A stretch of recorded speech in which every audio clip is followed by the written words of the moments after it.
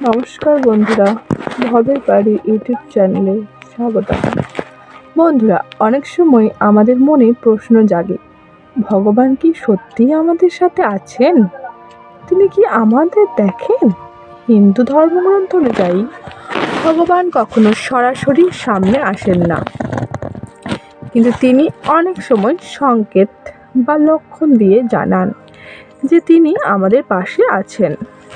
আজ আমরা জানব সেই 5টি লক্ষণের কথা। প্রথম লক্ষণ, হঠাৎ করে মনে ভগবানের নাম আসা। যদি হঠাৎ করে আপনার মনে বারবার শ্রীকৃষ্ণ, রাধারানী বা অন্য কোনো ভগবানের নাম আসতে থাকে, তাহলে বুঝবেন আপনার আত্মা ভক্তির দিকে এগোচ্ছে।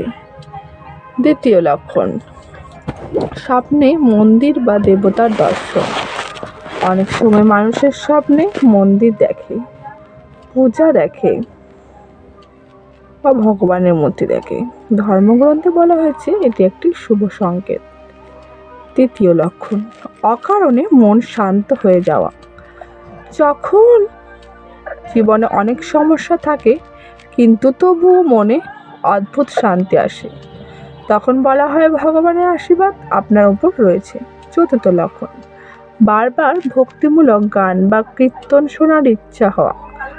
যখন আপনার মন বারবার ভক্তির দিকে টানে, তখন বুঝবেন ভগবান আপনাকে নিজের পথে ডাকবেন। পঞ্চম এবং শেষ লক্ষণ, অন্যদের সাহায্য করার ইচ্ছা হওয়া। যদি আপনার মনে বারবার অন্যকে সাহায্য করার ইচ্ছা জাগে, তাহলে বুঝবেন ভগবানের কৃপা আপনার ওপর রয়েছে।